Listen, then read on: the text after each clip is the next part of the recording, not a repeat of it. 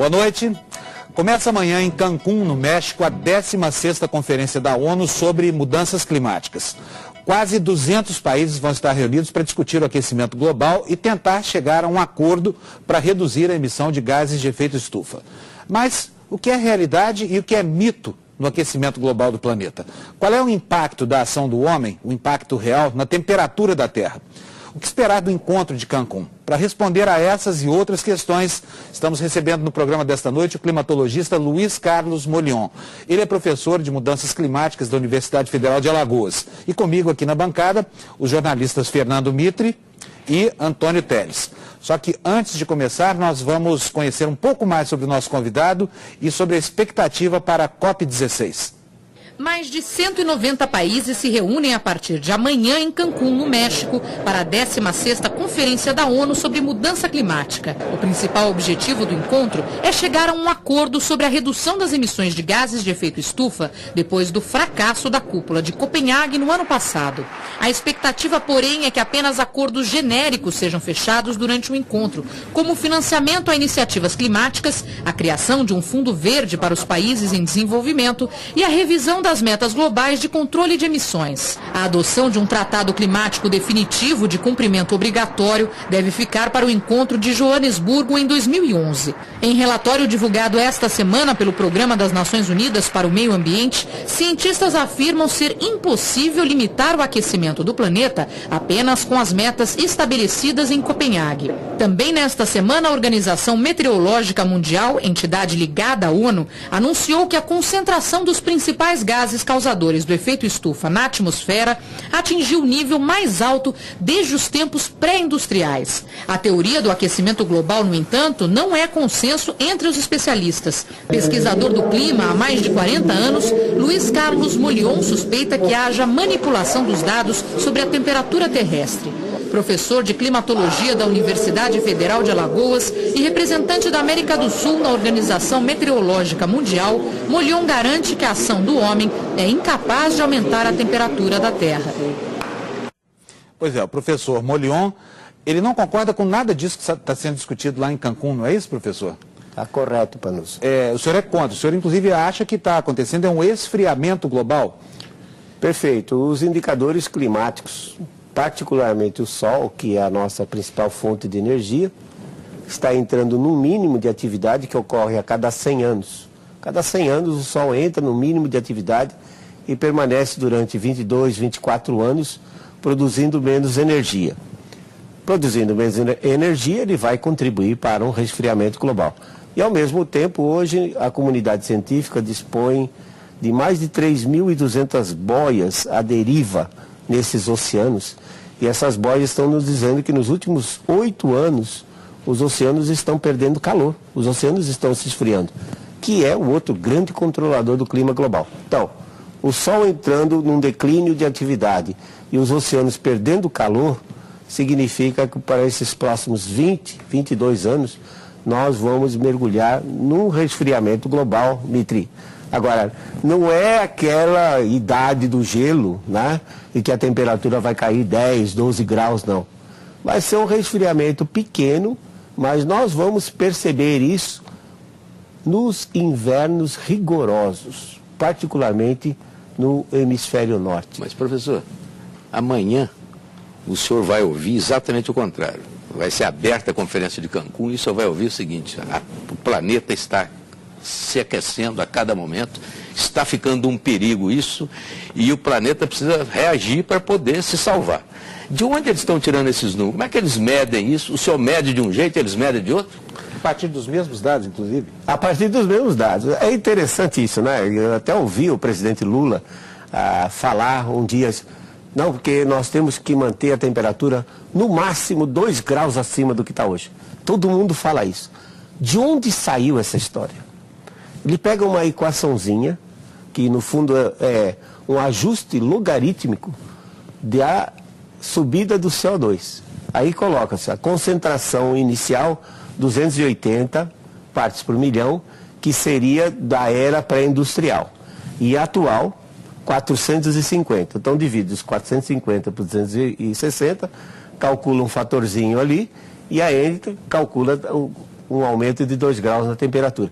Como se o clima fosse extremamente simples, né? Você simplesmente... Eu não entendi essa conta que o senhor fez, assim, acho que ninguém entendeu. Qual é a relação entre a concentração de CO2 e o aumento da temperatura da atmosfera?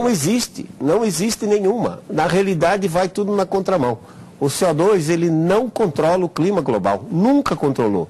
Nós temos registros de testemunhos de gelo, por exemplo, na Antártica, de 400 mil anos atrás, que mostram que a temperatura sobe antes, depois os oceanos se aquecem, e aí os oceanos liberam o gás carbônico. É como num refrigerante ou numa água com gás. Você, na hora que abre, a água está cheia de gás, quando está gelada. Depois que ela fica aqui, ela vai se aquecendo, ela expulsa todo o gás que estava em solução. E os oceanos também são assim. Quando eles estão frios, eles absorvem mais gás carbônico. Quando eles se aquecem, eles liberam mais. Então não existe nenhuma relação, é sempre na contramão. O maior aquecimento que ocorreu nesses últimos 100 anos foi entre 1925 e 1946. No término da Segunda Guerra, o homem lançava na atmosfera menos de 6% do carbono que lança hoje. Como é que eu vou explicar, por exemplo, no Ártico, um aumento de mais de 4 graus naquele período de 1925 a 1946, quando a atividade humana, no sentido de emissão, geração de energia e emissão era baixa? E depois da guerra, em que houve uma intensificação na industrialização, né? Na indústria, e que praticamente aí começou uma globalização em função dos aliados terem tomado as indústrias dos alemães, dos japoneses, dos italianos, começaram a produzir mais, precisou mais energia elétrica, emitiram mais carbono e, no entanto, a temperatura de 1947 até 76 baixou.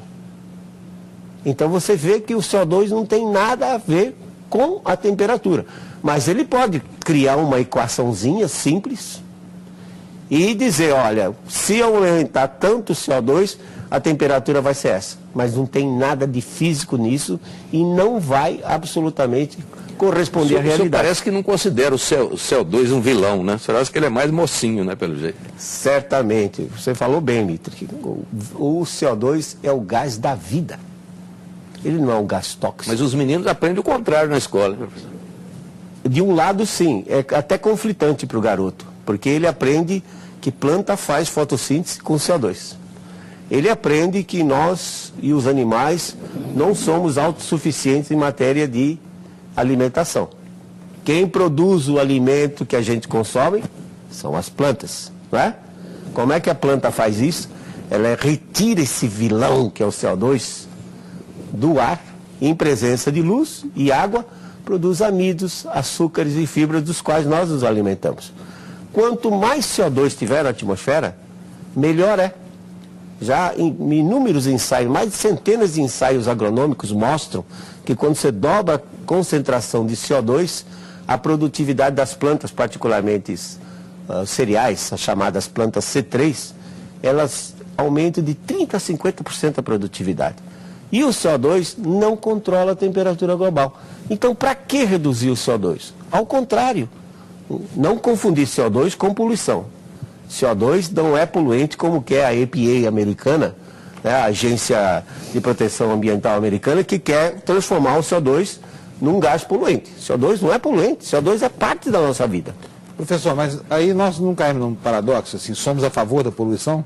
Não, mas aí tem que distinguir, Panuso, porque, por exemplo, quando você queima combustível fóssil, vamos dizer assim, o diesel, tá? A comunidade europeia, ela exige que o diesel vendido lá tenha 10 miligramas de enxofre por cada quilo de diesel. Você pega aqui em São Paulo, faça a pesquisa, você vai ver que os nossos postos de combustível vendem combustível com 500 a 2.000 miligramas. 200 vezes mais do que é permitido pela comunidade europeia. Agora, esse enxofre sai queimado na forma de dióxido de enxofre, combina com a umidade atmosférica, forma gotículas de ácido sulfúrico e o cidadão urbano, aqui em São Paulo, aí ele respira, ácido sulfúrico. Então, não vou dizer que os combustíveis fósseis não tenham problemas. Eles têm problemas. Temos tecnologia para isso? Temos. Custa mais caro. Vai ter que refinar várias vezes, ter refinarias modernas que nós não temos para reduzir a concentração desses outros constituintes como o enxofre. Mas o CO2 em si, ele é benéfico para a humanidade. Professor, esse quadro revela que há uma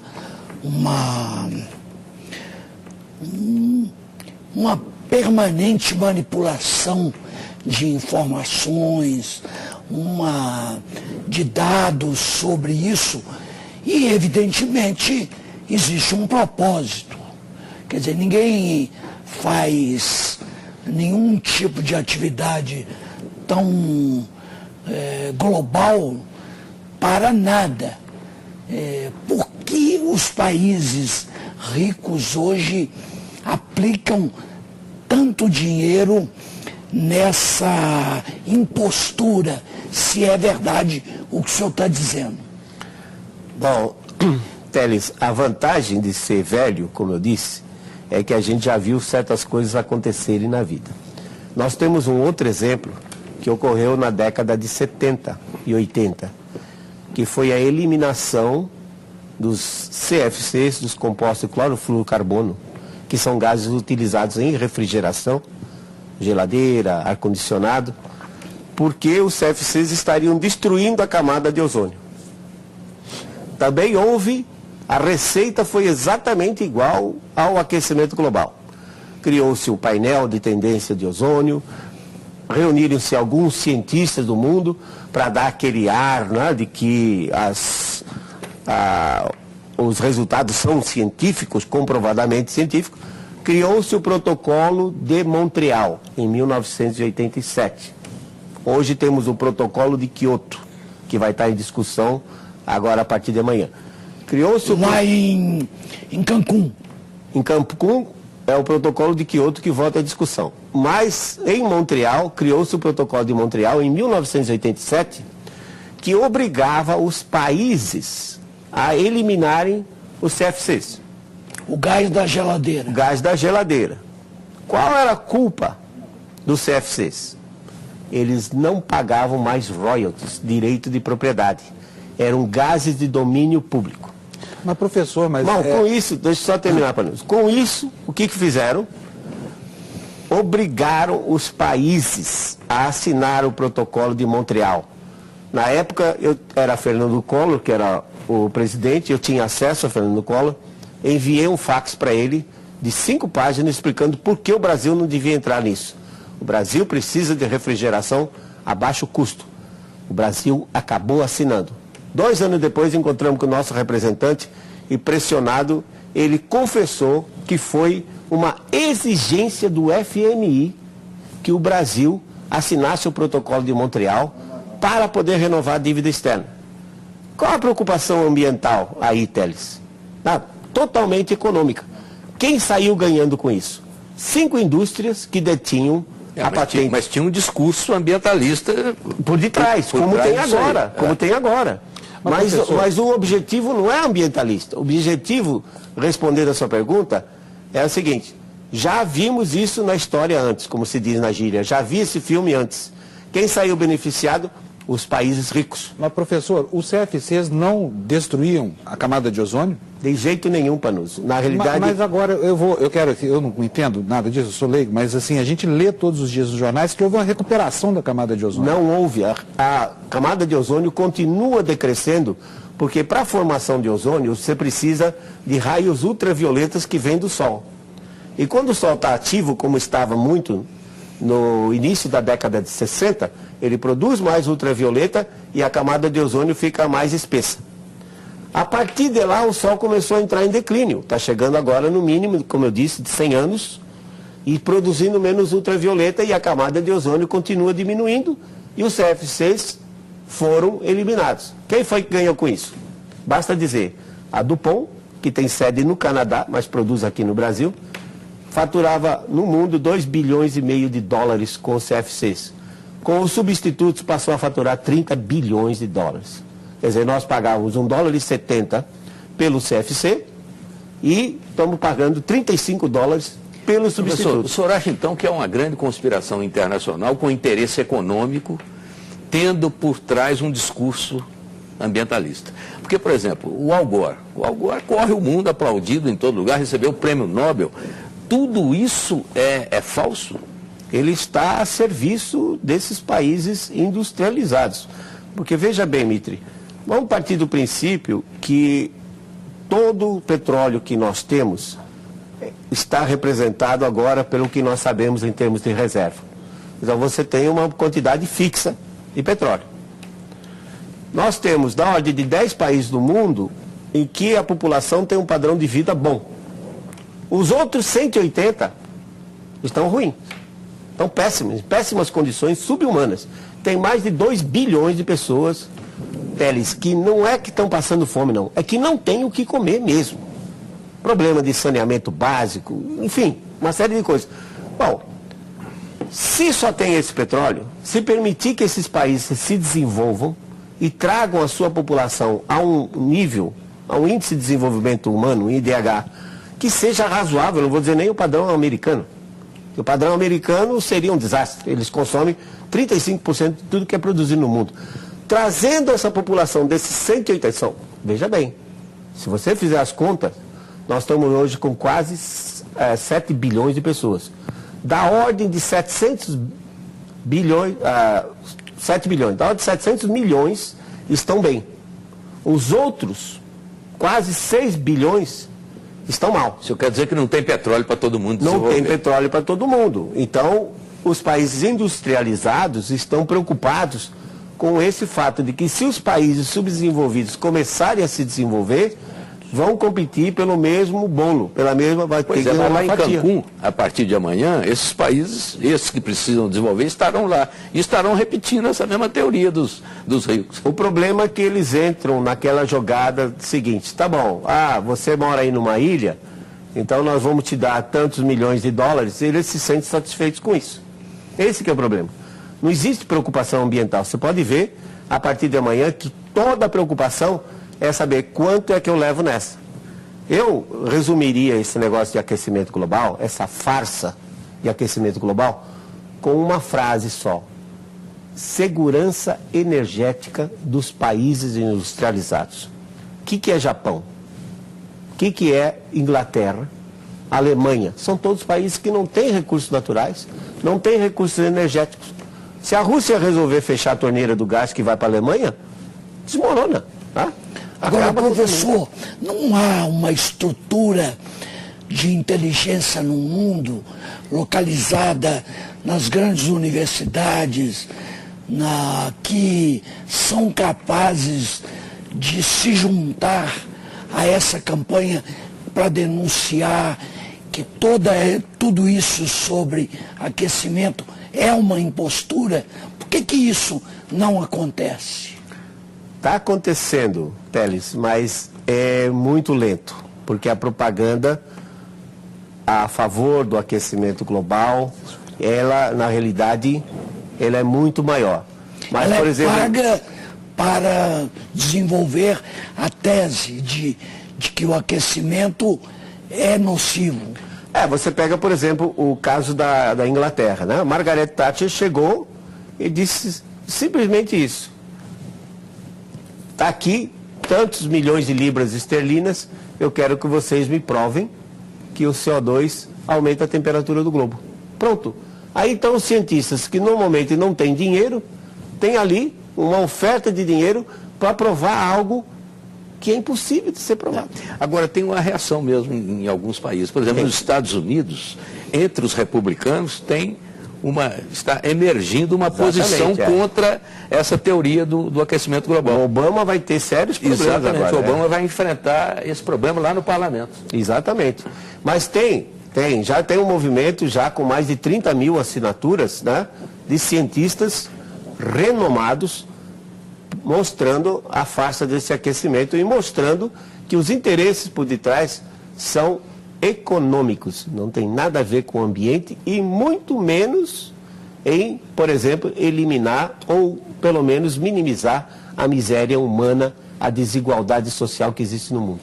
Voltamos com o Canal Livre, que essa noite recebe o climatologista Luiz Carlos Molhon, professor polêmico, o cientista que representa a América do Sul na Conferência do Clima.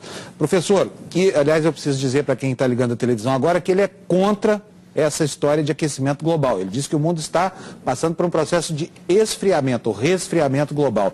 Professor, no segmento anterior, o senhor nominou a empresa DuPont e outras multinacionais mundiais, né, que teriam ganhado com a erradicação dos CFCs. A quem é que interessa? Eu queria que o senhor desse nome aos bois também. A quem é que interessa a falácia, que é como o senhor classifica essa história do aquecimento global? Aí eu diria que já é mais generalizado. Vamos dizer, eu diria que a eliminação dos CFCs sob a desculpa de que eles destruíam a camada de ozônio foi um ensaio para depois entrar com essa agora que é o aquecimento global. Aí o interesse realmente continua sendo dos países industrializados, como foi dito aqui, provocado pelo Mitre, que se nós temos um bolo só, aliás, tem um detalhe só de passagem, acredita-se que o petróleo seja de origem fóssil, mas os russos têm uma teoria que já vem desde os anos 50, que hidrocarboneto simples, como propano, butano, esse gás que a gente usa em casa para cozinhar, né, o do botijão, devido à alta pressão que eles se encontram no interior da Terra, ou próximo da superfície, da crosta terrestre, eles poderiam ser sintetizados e produzir petróleo continuamente. Então, se essa teoria da sintetização de petróleo a partir de hidrocarboneto simples for válida, talvez a gente não tenha um problema de crise energética. Como eu disse, essa síntese seria obtida de que forma? Devido à alta pressão das placas tectônicas, que são placas com milhares de toneladas e ao mesmo tempo na interface entre o magma, que é essa região do interior da Terra aquecida, 1.200 graus centígrados. A gente vive num planeta e que na realidade é uma casquinha pequenininha em volta de uma bola de fogo, né? Que se solidificou ao longo do tempo. Relativamente falando, a litosfera ou a crosta terrestre, relativamente falando, a casca do ovo é mais grossa com relação ao ovo do que a litosfera com relação ao nosso planeta. Então a gente vive numa camadinha muito fininha e embaixo você tem o magma, que é esse que sai como lava na forma dos vulcões, que é rocha derretida. Então a pressão dessas placas em cima do magma, esses gases seriam sintetizados e os russos dizem que tiram petróleo de 10 a 12 quilômetros de profundidade. Esse petróleo, como não é de origem fóssil, eu vou dizer, chamado de sintetizado. Então nós não temos certeza se realmente existe, porque a União Soviética ao longo do tempo sempre ficou fechada. Mas o fato é que os russos são uma potência em matéria de energia, gás natural e tudo mais. É uma hipótese. Então, uma hipótese que pode ser estudada com mais detalhes. Porque ninguém saberia dizer hoje, desafio qualquer pessoa no mundo a dizer que nós já passamos o pico de extração de petróleo. Né? Que hoje tem muito pouco, que já consumimos 60%, como às vezes dizem, do petróleo que está aí. Ninguém sabe. Descobriram agora o pré-sal em Santos. Mas tem também uma outra questão, quer dizer, a era do petróleo pode até ser superada antes de acabar o petróleo. Mas, como se diz, a era da pedra lascada não acabou por falta de pedra. Tudo bem, Mitre, mas esse é o grande problema dos países industrializados. Porque se a quantidade de petróleo que é conhecida hoje for fixa e levar 300, 400 milhões de anos para se renovar, então eu não vou querer que os outros se desenvolvam. Eu vou guardar esse petróleo para mim. Mas, professor, o senhor quando diz que o planeta está passando por uma fase de resfriamento, ao contrário do aquecimento, o aquecimento é colocado como um grande fantasma no nosso horizonte. E o senhor, ao falar em resfriamento, parece que o senhor está trazendo uma boa notícia, mas não é bem isso. O resfriamento também traz os seus problemas para a humanidade e para o planeta. Eu queria que o senhor explicasse isso. Mitre, o resfriamento é muito pior. Então, se nós traz é uma má notícia, não é uma boa notícia. Infelizmente é má notícia. Se São Pedro me desse aí uma chave e dissesse assim, professor Molhon, o senhor pode virar para o aquecimento, para o resfriamento, Eu preferia colocar no aquecimento, porque a história mostra, nesses últimos 10 mil anos, que toda vez que aqueceu, Teles, as civilizações floresceram. Egípcios, babilônios, assírios, depois o Império Romano, foi com um período quente. Mais recentemente, os vikings, 800 depois de Cristo a 1200 depois de Cristo, saíram da Escandinávia e colonizaram a Groenlândia, Mitre. A Groenlândia, chamado Groenlândia, significa terra verde. E hoje é um bloco de gelo. Por que é chamada terra verde? Porque os vikings encontraram vegetação e praticaram agricultura não muito tempo atrás, há 1000 anos atrás. Resfriando é muito ruim para a humanidade. Vamos pegar um exemplo nosso aqui, para não ir bem longe, nosso. Houve um resfriamento global semelhante a esse que nós estamos esperando que aconteça até o ano 2030, 2032, entre 1947 e 1976. Foi muito ruim para o Brasil. Basta dizer para você que a frequência de geadas foi tão grande que erradicou o cultivo do café no oeste do Paraná. Acabou com o cultivo do café no Paraná. Por outro lado, teve um resultado bastante interessante. Uma redistribuição demográfica. Porque aí os gaúchos, os catarinenses, os paranaenses pegaram o seu dinheirinho das terras que venderam lá e foram para o centro-oeste, Mato Grosso, Tocantins, e transformaram o centro-oeste hoje no maior produtor de grão do mundo. Tem o efeito negativo, mas felizmente para nós do Brasil, literalmente nós temos para onde correr. Ou seja, se esfriar no sul, como eu espero que ocorra agora no norte da Argentina, ou Argentina como um todo, Paraguai e sul do Brasil, vão passar novamente por invernos rigorosos, até o ano 2030, 2032. Espera-se que não se estenda mais do que isso. A Europa vai passar por invernos rigorosos. A Inglaterra, a Europa como um todo, a Rússia e a China, nós estamos vendo já nesses últimos 10 anos. Professor, há um histórico de idades de gelo pela qual o mundo passou. Há, opostamente, um histórico de alguns períodos de altíssimas temperaturas? Existe. Muito bem lembrado, Teles.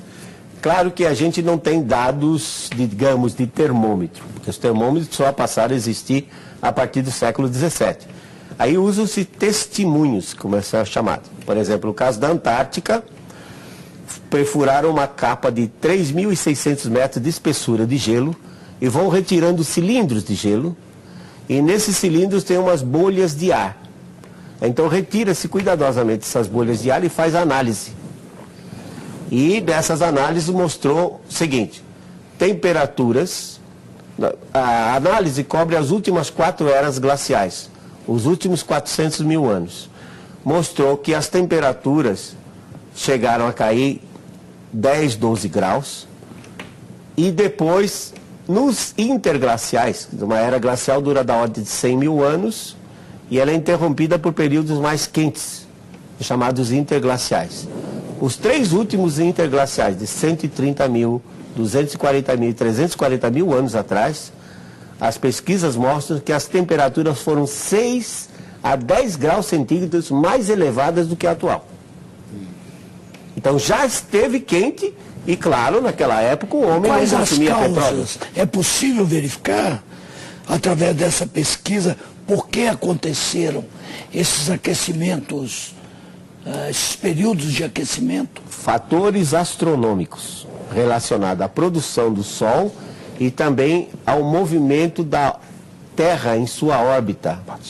Quando a Terra fica mais próxima do Sol, fica com uma órbita quase circular, porque as pessoas leigos não sabem, mas a órbita terrestre, ela pulsa, ela vai desde uma elipse até uma circunferência praticamente quase que perfeita. Então, nessas circunstâncias, a Terra recebe mais radiação do Sol e se aquece, que é a principal fonte de energia.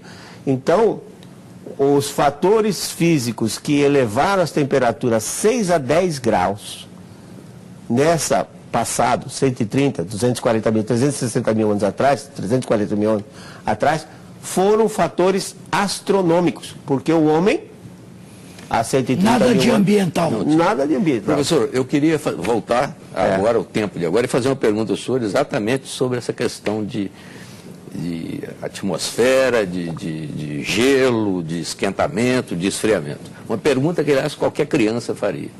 O senhor olha as geleiras no mundo inteiro, elas estão diminuindo, elas estão se dissolvendo. O senhor não vai me dizer que está ficando mais frio o oceano. Se o gelo está derretendo, é porque está ficando mais quente. Muito bem. Isso é que aparece nesses vídeos, né, que estão aí na internet, que mostram o gelo do Ártico. Rapaz, isso é uma verdadeira... Quer dizer, o efeito físico em si não tem nada a ver com a temperatura do ar. É interessante. Num iceberg, porque o gelo é flutuante, no caso do Ártico. Um iceberg, 10% fica fora da água, todo mundo sabe disso. E 90% dentro. Os 90% que estão dentro deslocam o volume que já vai ocupar quando o bloco todo derreter.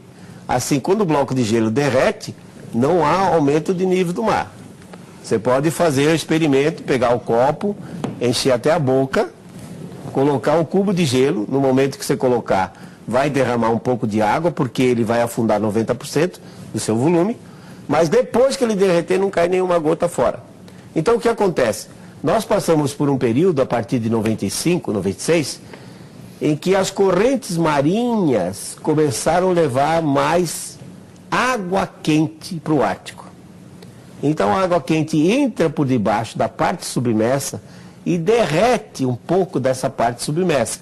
Devia ser 90%, passa a ser 85%, 80%. O resultado que a parte submersa não tem condições de sustentar o peso da parte aérea. Aí o gelo colapsa. Ele desmorona, pode ver nesses filmes, você vê que ele está desmoronando. Ele não está derretendo, você não vê a água escorrendo. Ele não está derretendo, ele está desmoronando. Porque mesmo no verão, de lascar forte no Ártico, a temperatura nunca é superior a 20 graus negativos. O seu freezer trabalha com menos 18 e congela tudo o que precisa. Então, não é o ar, não é o aquecimento global que está fazendo aquele gelo desmoronar, e sim durante esse período em que estava levando mais água quente. Agora já está diminuindo. E daqui uns 4, 5 anos, se repetir o ciclo, vai passar a levar água mais fria e o gelo, que já se recuperou, diga-se de passagem, em 2007 chegou a uma redução de 2,7 milhões de quilômetros quadrados. Mas agora, já em junho de 2010, já estava recuperado. E a partir de agora ele vai continuar crescendo, porque as correntes oceânicas estão levando menos calor. Então é água quente e não ar quente. Canal Livre vai fazer mais uma paradinha, a gente volta daqui a pouco para continuar a conversa com o professor Molion. Até já. Estamos de volta para o último bloco do Canal Livre desta noite com o climatologista Luiz Carlos Molion. Teles, quer começar? Professor, a Conferência de Copenhague é considerada hoje um grande fracasso. Por que foi caracterizado esse fracasso? Então a chamada COP15, né, que foi a anterior em Copenhague, ela foi um fracasso total. O Brasil até tentou, na hora, juntar alguns países para amenizar a situação, mas não teve sucesso. O Brasil mesmo acabou se impondo metas de controle de emissão ridícula, que não precisava, porque ninguém, vamos dizer assim, entrou para isso. Ninguém exigiu que o Brasil se comportasse daquela maneira. Isso. O que eu acho que levou ao fracasso de Copenhague, e vai levar ao fracasso agora de Cancún também, não tenho dúvida, é que, primeiro, os países não gostam de que se imponham coisas. Existe a tal da soberania nacional, então não vou dizer para você, no seu país, o que você tem que fazer, né? Segundo, a China, por exemplo, não quer nem ouvir falar, né? A China não está nem aí, né? Ela não quer nem saber. E ela comparece? Ela comparece, mas só que o discurso dela perante é uma coisa. Não, nós vamos fazer, nós vamos fazer. Mas por detrás ela está inaugurando 2 termoelétricas queimando carvão por semana. Inaugurando 2 termoelétricas. Então ela vai e faz um discurso bonito, em que ela está se alinhando com os outros países, mas por detrás ela continua tratando dos problemas dela, que esse é o grande problema. Todo mundo tem resistência em lidar ou tratar de um problema que não é evidente. Eu vou dizer assim, o mundo vai aumentar em 5 graus a temperatura e o nível do mar vai subir de 6 metros. Quer dizer, não existe evidência disso. Então, mas o Al Gore falou isso. Ele falou, mas falar é fácil. Eu quero dizer comprovar com dados. Aliás, não tem história. Eu aqui falava, porque antes do programa a gente estava conversando aqui, o senhor contou uma coisa super curiosa que eu queria que o senhor repetisse aqui para o nosso telespectador, sobre a história da mansão do Al Gore no litoral da Califórnia.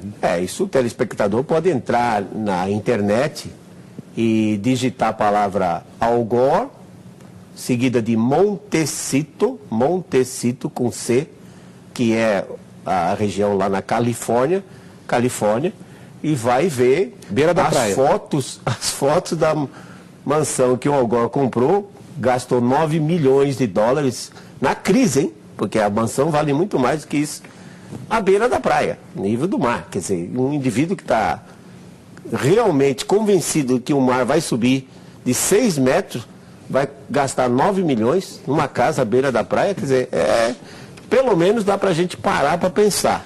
Então, voltando a esse aspecto, Mitri, existe uma resistência muito grande de você tratar de assuntos, achar que certos assuntos são prioritários quando você não tem evidência nenhuma. Tá? Então, imposição de outros países em cima não funciona. Tratar de assuntos que são fantasmagóricos, como é o caso do aquecimento global. As empresas. Capitalismo é capitalismo. Capitalismo é assistencialismo. Tá? Capitalismo é feito para ganhar dinheiro.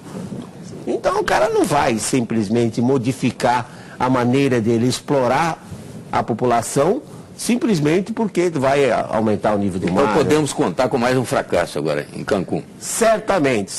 E a China, como você mesmo mencionou, a China ela tem um discurso muito bonito do lado de fora, porém lá dentro ela continua cuidando dos problemas dela. Professor, agora eu queria fazer outra pergunta singela. Pelo que o senhor fala, parece que a ação do homem pouco produz modificações no planeta. Então, isso significa que uma mobilização, uma conscientização da humanidade, uma campanha internacional a favor do meio ambiente, significa nada ou algo próximo de nada? Então, nós temos que separar 2 coisas: mudanças climáticas e conservação ambiental. Nós estamos falando numa variaçãozinha de meio grau para cima, meio grau para baixo. Como disse, isso não é nada. Numa era glacial, a diferença é de 10, 12 graus de temperatura. Nessas pequenas variações, friou meio grau, aumentou meio grau, a humanidade consegue tirar isso de letra. Então, aqueça ligeiramente ou resfrie ligeiramente, o problema ambiental continua. Ele é independente dessas mudanças climáticas. O homem tem uma grande capacidade de destruir seu clima, o seu ambiente, localmente. Mas se você fizer as contas, você vê, o planeta Terra tem 71% de oceanos, sobra 29% de continentes. Desses 29% de continentes, 15% é deserto e terras geladas, sobra 14%. Dos 14%, felizmente, 7% ainda estão cobertos com florestas tropicais e florestas boreais. O homem manipula apenas 7% da superfície terrestre. Localmente, ele é terrível. Ele transforma um planalto do Piratininga, com uma floresta exuberante como era São Paulo, num inferno como é São Paulo, com temperaturas de 4, 6 graus acima do que era antes, por conta do efeito local. Então não pode confundir, Mitri, conservação ambiental, que é extremamente importante, porque se o homem não conservar o ambiente, a espécie desaparece. Não é a primeira vez que desaparece uma espécie. O homem pode ser uma dessas espécies que venha a desaparecer, porque o planeta em si, ele não tem problema nenhum. Quem tem problema somos nós, que criamos os problemas. Se nós desaparecermos, possivelmente, como a Terra tem aí mais uns 5 bilhões de anos de existência, ela vai se recuperar e fica tudo como estava antes. Professor, infelizmente o nosso tempo acabou, o senhor tem 1 minuto para suas considerações finais. É importante, então, que o telespectador saiba que o CO2 não controla o clima global. O CO2 é um gás benéfico, o CO2 é o gás da vida. Aumentando o CO2 na atmosfera, vai aumentar a produtividade das plantas, que é o que nós precisamos com uma população crescente. Os problemas maiores do mundo não estão no aumento de CO2. Os problemas maiores do mundo estão na miséria humana, na desigualdade que existe entre os países. E nós precisamos lutar para isso. Eu gostaria de ver COP16 discutindo esse tipo de problema. Saneamento básico, falta de educação, falta de alimentação e nutrição, e não perdendo tempo. E muitos fundos foram criados para reduzir as emissões. Quem sabe se esse dinheiro não pudesse ser usado para coisas melhores, para melhorar a situação do ser humano nesse nosso planeta. O Canal Livre desta noite fica por aqui. Nós agradecemos a presença do professor Luiz Carlos Molhon no programa. A todos também, o nosso muito obrigado pela audiência. Uma ótima semana e a gente se vê no domingo que vem. Até lá, boa noite.